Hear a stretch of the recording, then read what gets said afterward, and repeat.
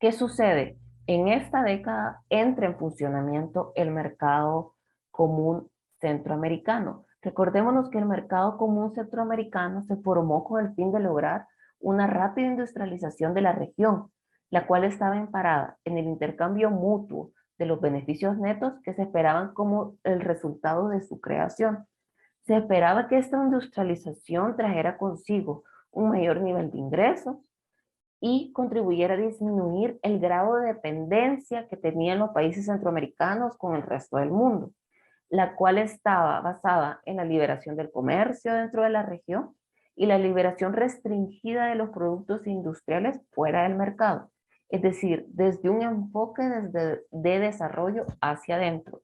Era lo que comentaba en el inicio, de que este mercado común centroamericano era cerrado en los países que conformaban la Unión ante externos, daba preferencialismo a todos los países que lo conformaban por el hecho de poder desarrollar su industria, específicamente su industria manufacturera, para poder avanzar en estas heterogeneidades productivas que tienen los países en toda América Latina, ¿verdad? Una tesis muy desarrollada por distintos autores de la CEPAL, específicamente por Raúl Prebisch.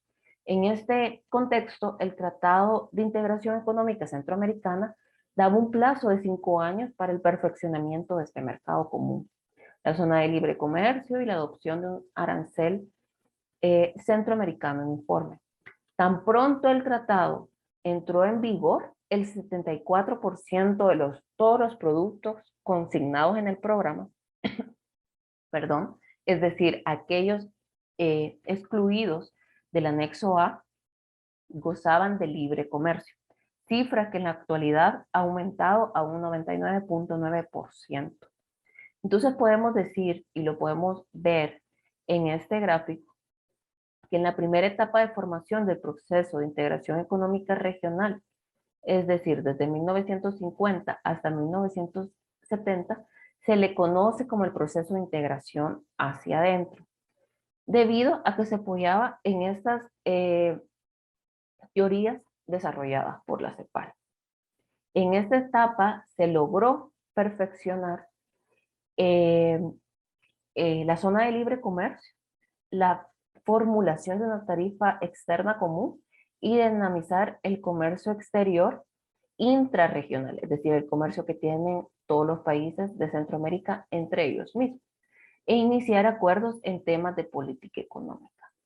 Durante los primeros 20 años de su duración, el mercado común centroamericano dio pruebas de fomentar el comercio entre los socios y de incentivar la producción industrial, que justamente lo podemos ver en este gráfico que muestra la importancia del comercio intrarregional en el marco del mercado común centroamericano, donde la importancia para los países que conformaban el mercado en ese momento, alrededor de 1969 y 1970, correspondían al 24.6% del total de sus exportaciones.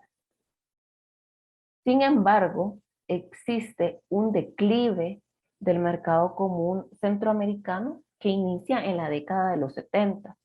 Según diversos actores, se deben a diferentes factores, no solo económicos, sino que también sociales, también políticos, y podemos iniciar con que por el lado de los factores económicos existieron pocos encadenamientos que generó el sector manufacturero. Es decir, uno de los principales objetivos era desarrollar el sector manufacturero de Centroamérica. Sin embargo, este no estaba listo o no generaba aquellos encadenamientos para poder dinamizar los otros sectores de la economía.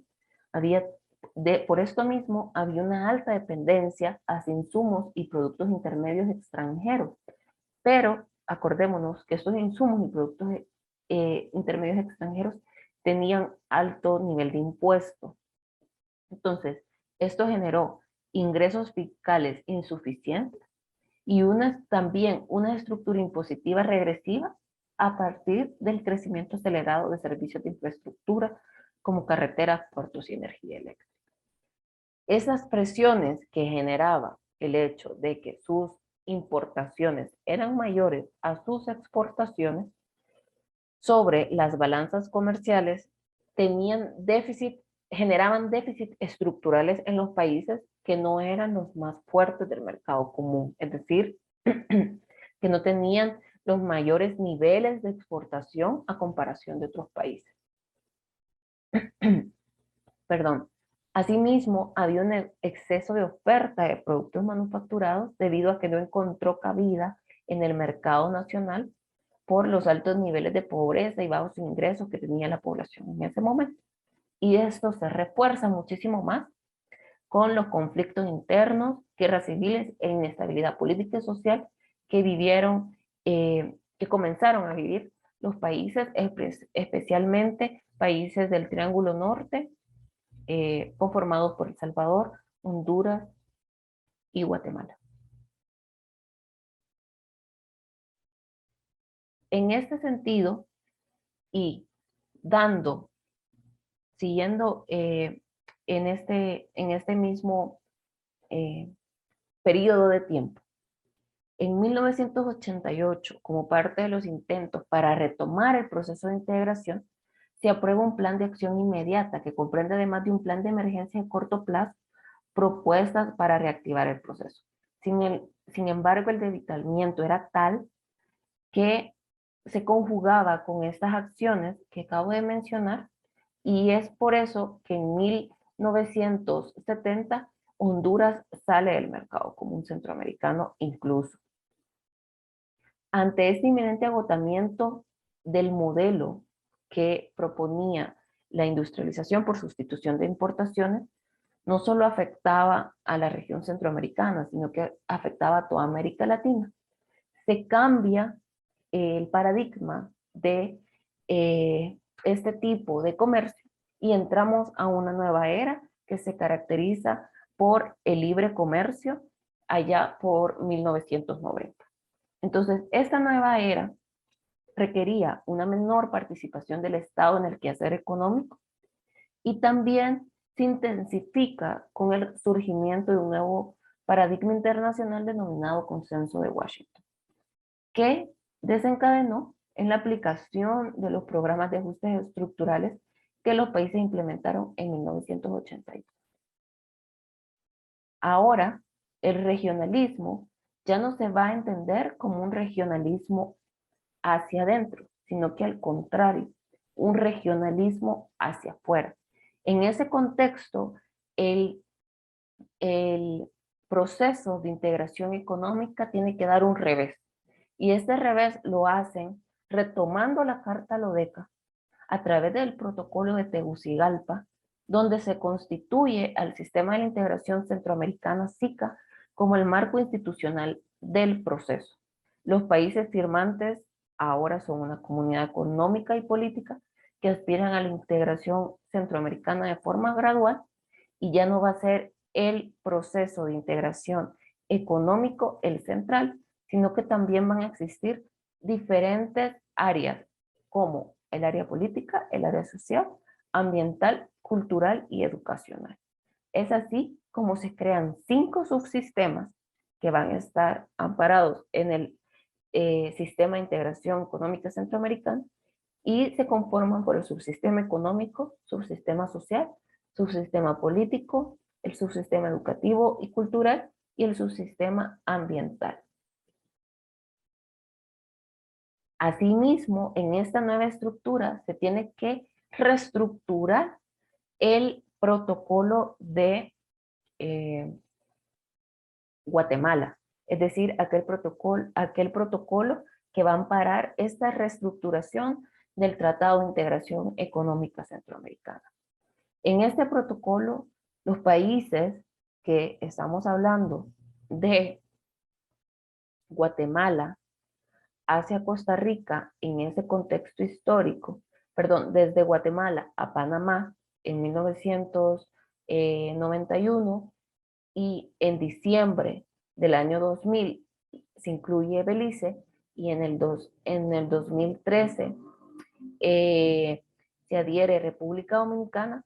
Para el caso del subsistema económico, solo va a estar conformado por los países desde Guatemala hasta Costa Rica y posteriormente la adición de Panamá. Entonces, en este protocolo al Tratado de Integración Centroamericana, los países se comprometen a alcanzar de manera voluntaria o gradual la Unión Económica Centroamericana.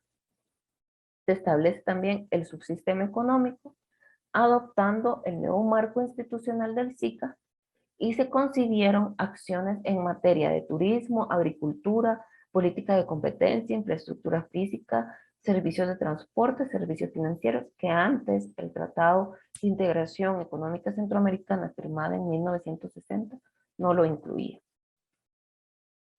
Actualmente, los países miembros del subsistema de integración económica son Guatemala, El Salvador, Honduras, Nicaragua, Costa Rica y Panamá.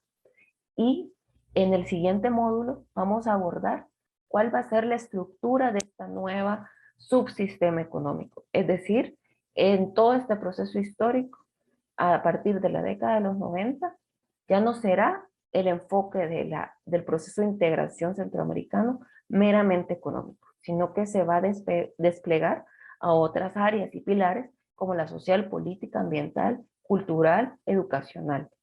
Y es por eso como ahora lo conocemos como el Sistema de Integración Económica Centroamericana.